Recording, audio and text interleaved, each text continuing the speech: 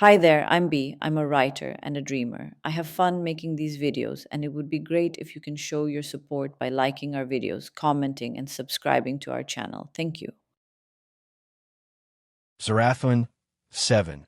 A being older than punctuation and far too dignified for vowels, drifted through the corpse of the cosmos with the smug serenity of a being who had never been wrong. Not once.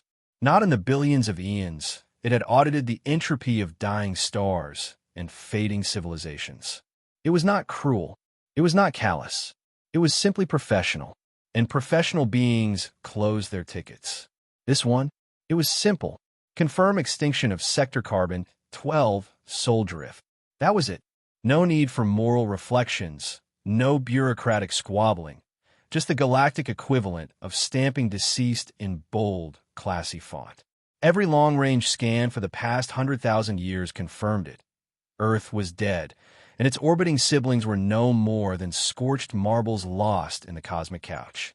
The last noise Earth had made was a decades-long static transmission consisting of confused shouting and one endlessly looping kazoo, solo titled We Regret Nothing. After that, blessed silence. Zarathun was already humming the final observation hymn of the Luminari, a respectful three-note silence performed across 7 dimensions. It was eager to be done, eager to move on to the next sector where a gas giant was reportedly trying to evolve sentience through interpretive dance. But then it heard something, not the gentle, dignified whimper of matter sliding into heat death, not the elegant ping of a quantum reality blinking out of existence like a well-behaved birthday candle. No, it was the metaphysical equivalent of a clown horn being thrown into a cathedral. There, in the middle of what should have been a silent tomb of cosmic finality, a spike of data slammed into Zarathun's awareness like a brick wrapped in profanity. It flinched, conceptually, of course, as it no longer possessed such base features as muscles or eyelids. What it encountered was not decay. It was discord.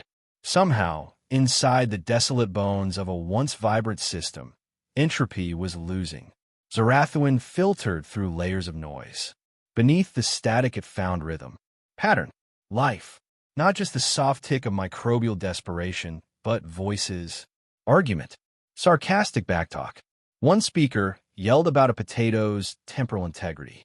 Another discussed fixing a reactor with more elbow and less wine. And through it all, the most offensive signal of all, music. Not harmonic elegance, not even tragic requiem. It was a folk song. The being screamed internally, a concept best described as cosmic indigestion. Where there should have been solemn vacuum, there was this, laughter, determined to validate the anomaly before submitting an official correction request. Zarathun was thorough. If nothing else, it extended a tendril of perception downward. What it found was not just unsettling.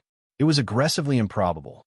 A megastructure, stitched together like a drunk god's junk drawer, floated within a fragile reality bubble. It was clearly a Frankenstein's monster of dead civilizations. Zarathun identified pieces of once mighty war cruisers, planetary crusts, Dyson fragments, and one very familiar Luminari monastery core, now converted into a bakery. The humans called this atrocity the fry pan. It clung to the decaying edge of time like a greasy leftover in the universe's final microwave.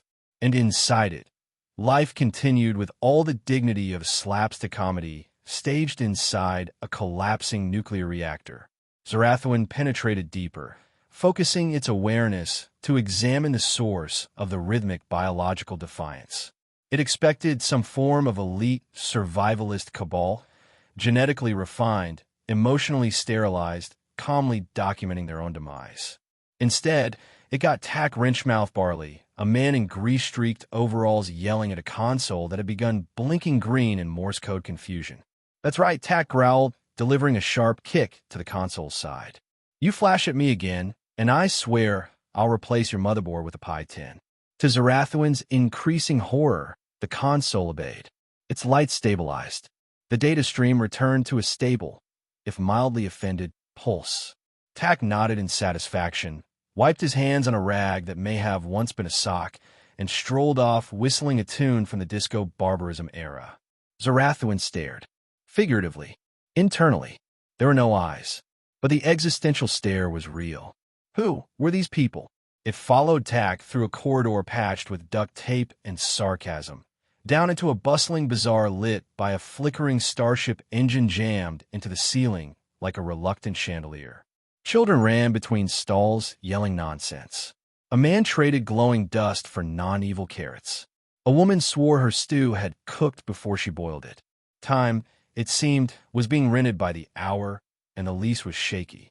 Zarathustra took it all in: the market, the makeshift economy, the crumbling space-time bubble, then noticed the core pattern again. Breathing. Not metaphorical. Literal. The entire fry pan thrummed with the synchronized respiration of thousands of humans. They weren't dying quietly. They were snoring. Zarathustra recoiled. There was no elegance here.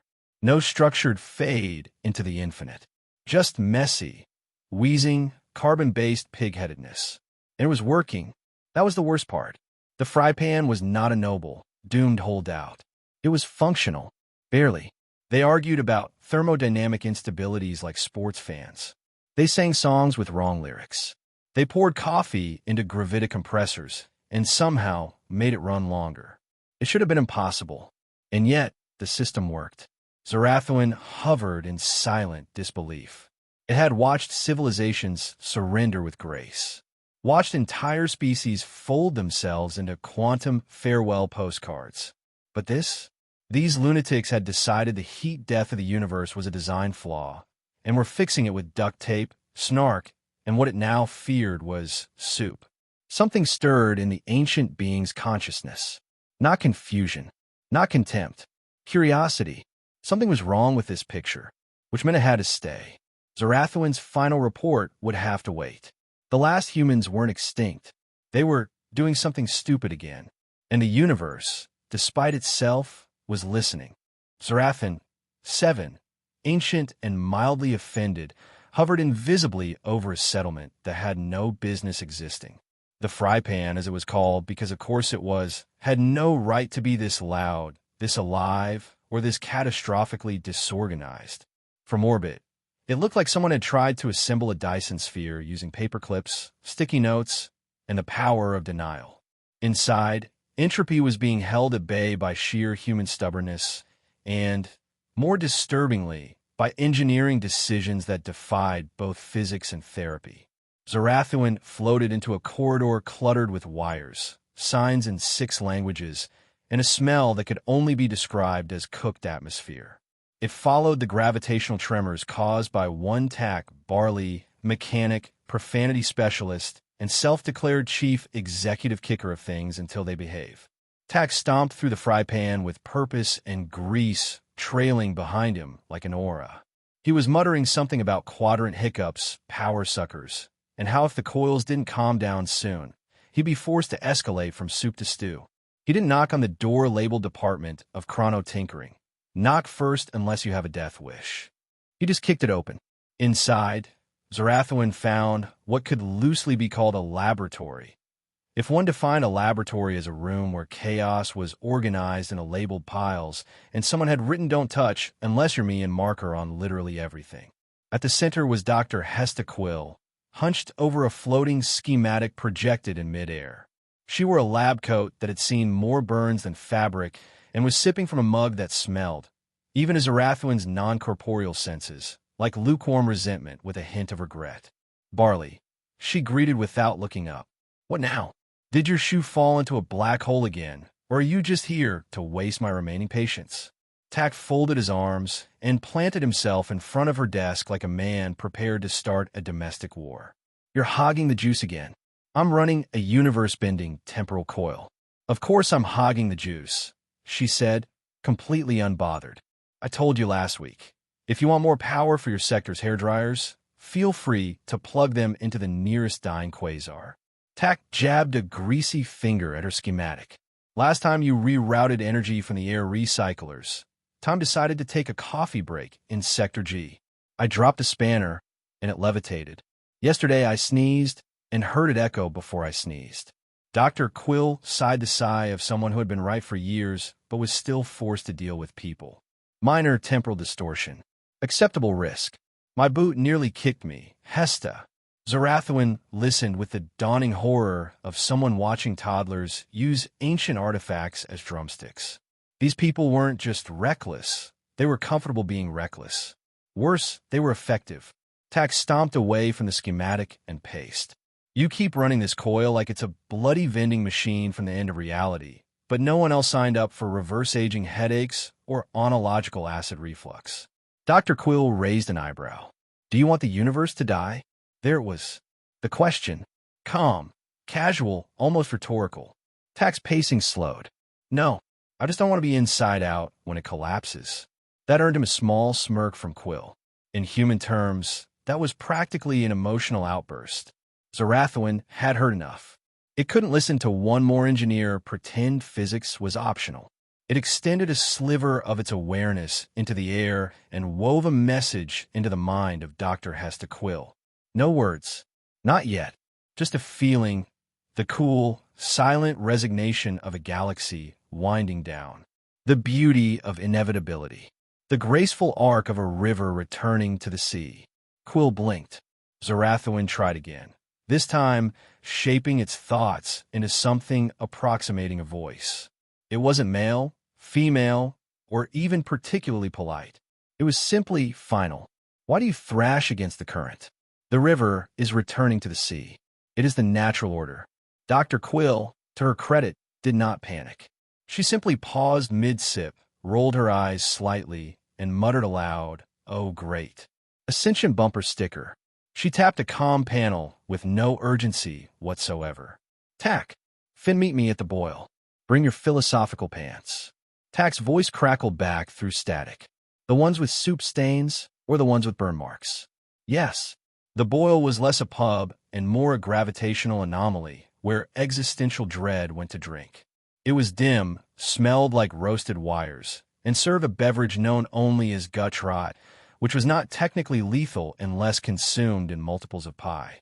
Zarathustra manifested in the mental presence of Quill, Tack, and Finn Bramble, musician, optimist, and emotional glue of the fry pan. Finn looked like someone who believed in second chances, despite ample evidence to the contrary. So, Tack said, swirling a drink that was both smoking and fizzing, "We're being haunted by the spirit of universal closure." Nice. I am Zarathustra, 7. The voice echoed inside their minds. I came to observe the last breath. This is not it. Finn leaned forward. This is us refusing to stop breathing. Zarathustra projected again. The cycle must end. It is balance. Completion. Quill rolled her eyes. Completion is just a fancier word for quitting. Tack slammed his mug down. You see a river going to the sea. I see a busted pipe. I fix pipes. That is not how metaphors work. It is when I'm using them. Finn, ever the gentle one, tilted his head. Can I ask a question? Zarathustra grudgingly gave psychic consent. Is a story unread still a story? Is a song unsung still a song? Zarathustra hesitated. The data exists. The pattern is preserved. But it isn't shared, Finn replied. A universe where no one's left to laugh is just geometry. Silence hung, not because anyone was reflecting, but because Tack had just downed his entire mug of gut rot and was visibly sweating through his eyebrows. Dr. Quill leaned forward and smiled. A rare and ominous event. We saw the script for the end of the universe. We gave it 1 star, no tip, and wrote our own third act. You are rewriting reality? Zarathustra sounded almost appalled. No, said Finn. We're remixing it. Zarathustra attempted to respond, but paused. Something else was happening. Outside, a flicker in the boundary of space-time. The air in the pub grew thick, viscous, heavy with potential. Then a siren began to scream. Entropic breach. The last war between existence and oblivion had just started round 2. The fry pan was trembling like a frying pan left on high heat for too long. An oddly appropriate metaphor, considering it was a haphazard collection of duct tape habitats clinging to existence at the edge of a decaying cosmos. The entropic breach slammed into the settlement like an invisible tsunami. Lights flickered. Walls groaned. Time itself stuttered. The market stalls outside folded in and out of existence, creating a surreal display of blink-and-knit-different century shopping. A man holding a bag of carrots found himself briefly existing 2 days in the future, where his carrots were mysteriously on fire. The pub, the boil, went into chaos instantly. Mugs floated mid-air, then shattered backward in time, reforming on the bar, only to spill again. Tack Barley was already on his feet, yelling over the screech of failing stabilizers. Primary stabilization hub. Now, he barked. Dr. Hesta Quill, half her drink still floating upside down, calmly set her mug on the table. Though it took 3 attempts, since the table kept forgetting it existed. On it, she said, striding for the door with a kind of slow-burning rage only theoretical physicists can muster. Finn Bramble, clutching his 6-string guitar as if it were a life raft, blinked at the chaos. I'm guessing this is not normal? Nope, said Tack, dragging him along. It's Tuesday. The primary temporal stabilization hub was less a technical marvel and more a nightmare cobbled together from industrial scrap, glowing crystals, and enough handwritten labels to qualify as modern art. Inside, half a dozen engineers shouted at one another, each reading contradictory data streams that made less sense by the second. The chronic regulator is reading upside down. Which dimension? All of them. The centerpiece of the room was the key regulator, a translucent cylinder of spun glass humming with deadly importance. Right now, that hum had turned into a violent metallic shriek, like someone had shoved an angry beehive into a blender. Dr. Quill rushed to the main console, her fingers flying across holographic readouts. Paradoxical data flood. We're losing cohesion across the narrative timeline. Tack stared at the regulator, which was vibrating so hard it looked ready to explode. You're losing cohesion? It's a machine. It doesn't get to have feelings. It's not a technical problem. Tack shouted suddenly, cutting through the chaos. It's a logic problem. The machine's decided reality is optional. That earned him a few blank stares because, well, he wasn't wrong. Tack's eyes darted across the hub, searching for a solution, but the regulator was literally shaking itself apart. Glass shards of causality threatened to rain down like time shrapnel. Finnegan, he barked. Finn corrected automatically, looking panicked. Yeah, whatever. What's today's soup? Finn blinked. What? Soup, lad. What's in the canteen? Finn looked around as if expecting someone else to answer. Cream of leek, I think. Why? Get it. Now. Finn sprinted from the room like a man fleeing a very stupid but very real apocalypse. Tack grabbed a heavy wrench and pried open the protective housing of the regulator. Sparks flew. Reality hiccuped. Literally, the floor beneath him vanished for a split second, revealing a black nothingness before snapping back. Please tell me you're not about to hit the most expensive piece of equipment we own, Dr. Quill said without looking up. Not this time. He grinned the grin of a man about to do something heroic and incredibly dumb. This time, I'm going to feed it. Finn returned, panting, carrying a steaming metal tin filled with pale green soup. He held it out like it was the Holy Grail. You're joking, Quill muttered.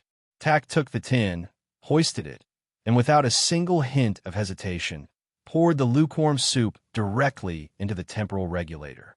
For a moment, nothing happened, except for the horrified gasps of every engineer present. The thick, creamy liquid oozed over the regulator's glass surface, dripping into its internal grooves.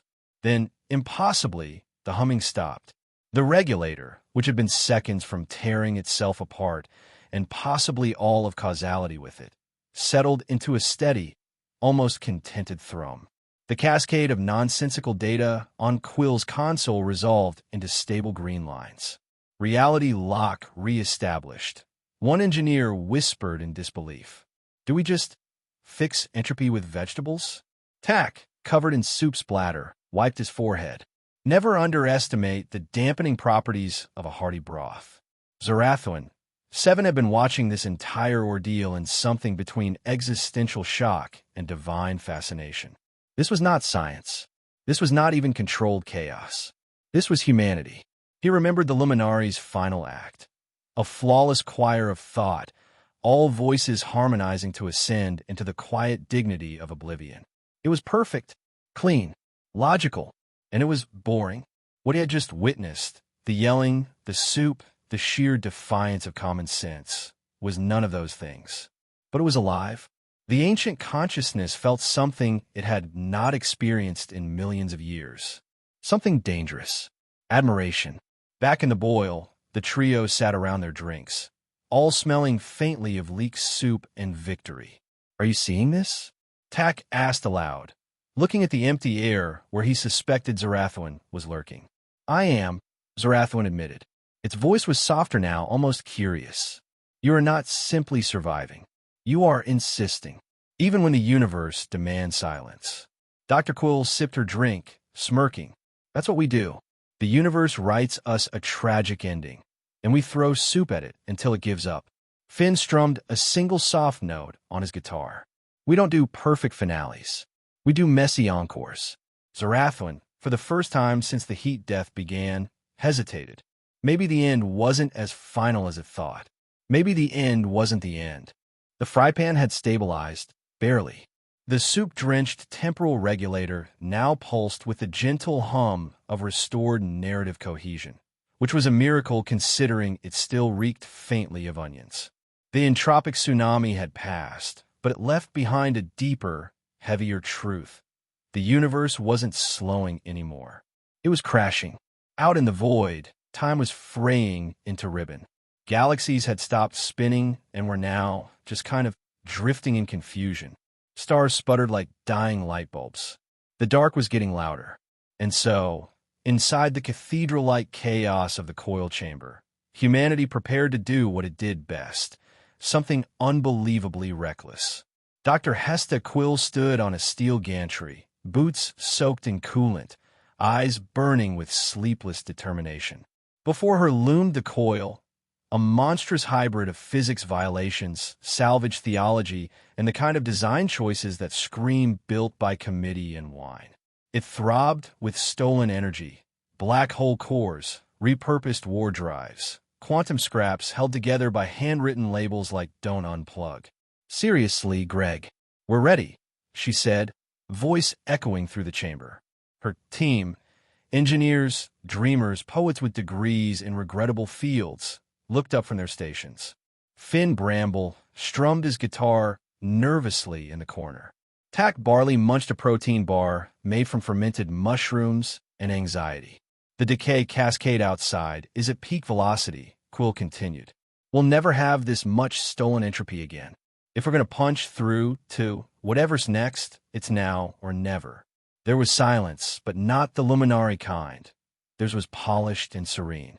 This silence was human, full of messy thoughts, gallows humor, and people mentally updating their wills. Then Quill ruined it. "But we have a problem." Tak let out a groan, so deep it may have registered on seismic instruments. "Why is there always a problem?" "Because we're not lucky," she snapped. "We have the engine. We have the power. But we don't have a blueprint. The coil can ignite a new universe. But without a conceptual anchor, it'll just be a chaotic fart of energy that fizzles in a few heartbeats." "A fart?" asked one junior tech. Quill ignored them. "We need something more. We need a seed, a design, a reason." Tak scratched his chin. "Can't we just make one?" "We tried. Wrote dozens of anchors," she said, waving at a pile of glowing data slates. "Equations, philosophical frameworks, simulated physics engines. But they're all sterile, dead on arrival. Like trying to describe love with a budget spreadsheet. So what we need," Finn said quietly, "is a soul." Quill nodded. "Exactly." A long pause. Then, "I have bad news," said Tak. "I sold my soul for a stabilizer coil in '99. The lights dimmed. The coil vibrated. And in the middle of the chamber, Zarathwan 7 appeared. Not physically, but as a presence so dense it made the room feel smaller. "I can provide the anchor," it said simply. The air itself seemed to still, as if even oxygen was waiting to hear more. "I offer the culmination of my people's purpose. The final record of the Luminari.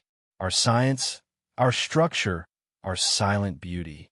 A shape coalesced, an intricate lattice of glowing lines, a web of flawless geometry. It was breathtaking, impossible to look at directly without feeling inadequate. Each node held a law of reality.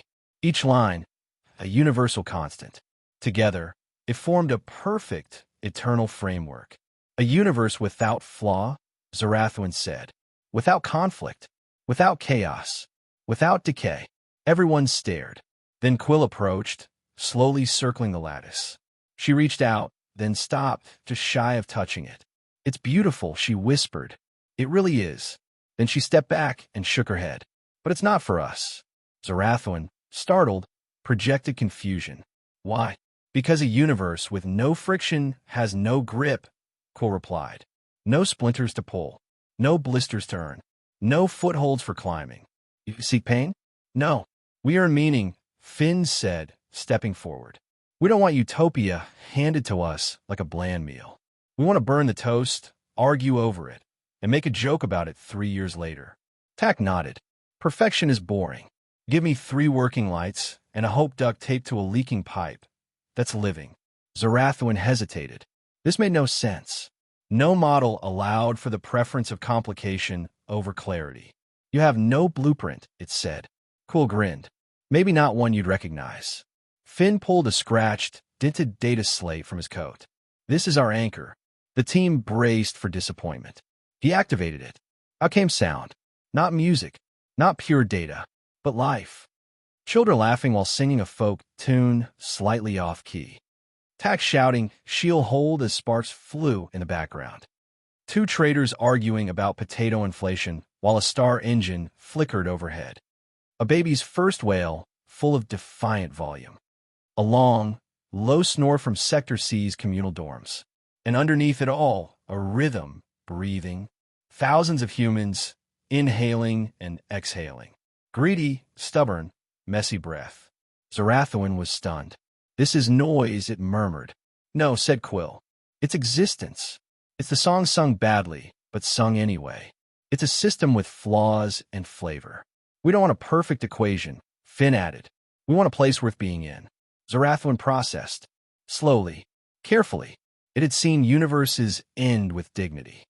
Silence. A single elegant chord. But here was the beginning of something else. A remix. A new thought formed. "I can translate," it said at last. Quill raised an eyebrow. "Translate? You have purpose. I have structure. I will weave them together." And so, the ancient being once built on logic and silence began reprogramming the blueprint of everything. Not with certainty, but with story.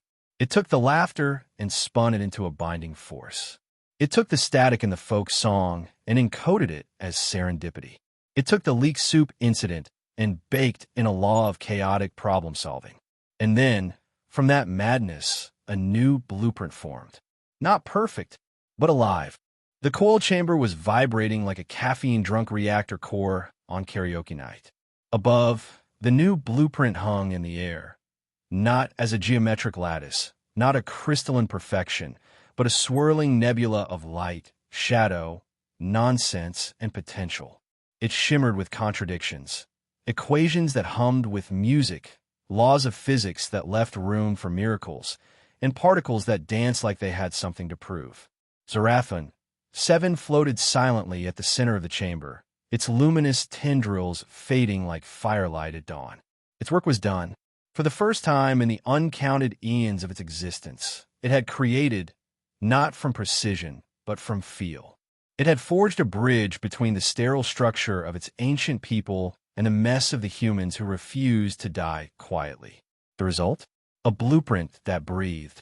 Dr. Hesta Quill stepped forward, eyes locked on the flickering nebula. "Well?"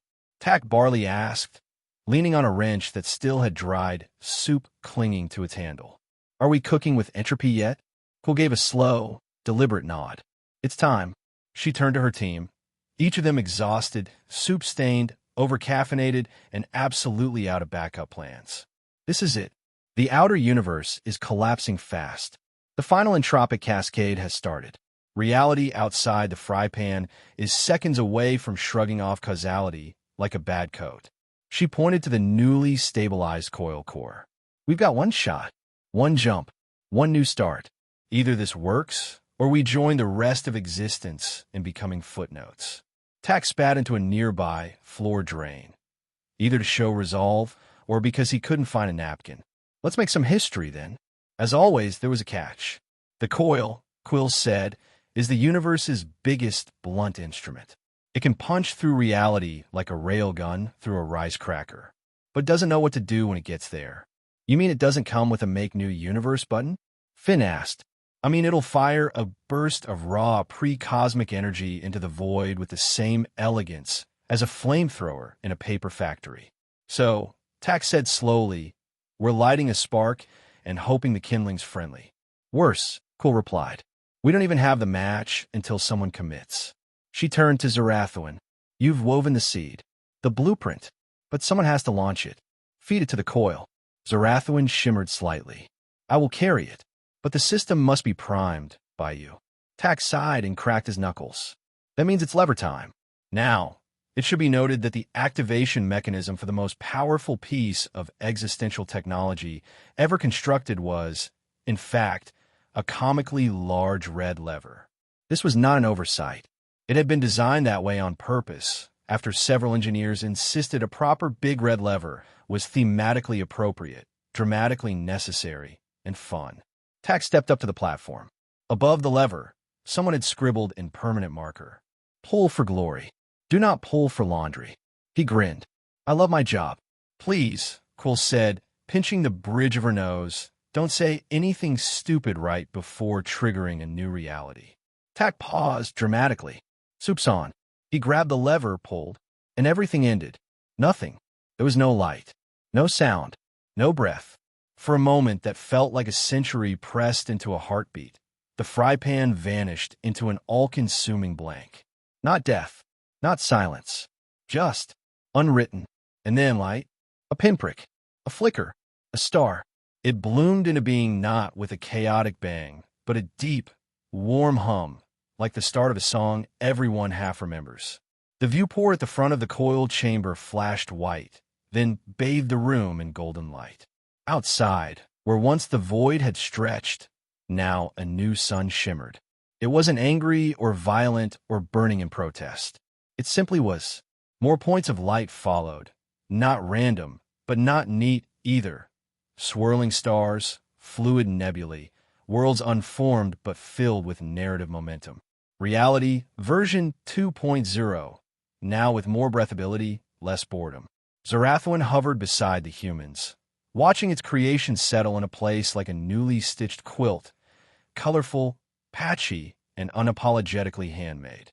This new universe, it whispered, it questions. Quill nodded slowly. Good. The last one answered everything. That got dull fast. The laws of this new universe weren't carved in stone. They were scribbled in laughter, in frustration, in melody. Zarathuen had translated the chaos of humanity's data slate into the structure of existence. The rhythm of breathing became the cosmic beat, the pulse of becoming. The laughter of the crew at a bad joke became a fundamental particle of joy, binding atoms not just with forces, but with meaning. The leak soup incident was now a footnote in thermodynamics, encoded as Creative Dampening Protocol 12.1. When logic fails, try dinner. Finn's off-key folk song.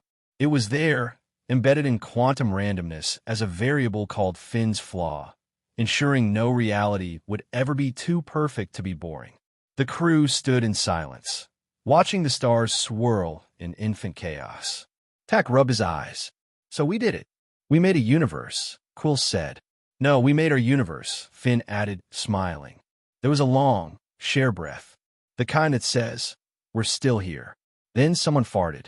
Tack looked innocent. Zarathuen didn't say anything, but if a cosmic being could roll its eyes, it did. In the distance, somewhere inside the code of newborn physics, a strange fluctuation danced in the background radiation. If you tuned into the static just right, you could just barely hear it. A single, imperfect voice singing. The stars may fade, the sun may fall, but we'll still be here, standing tall. And so they were.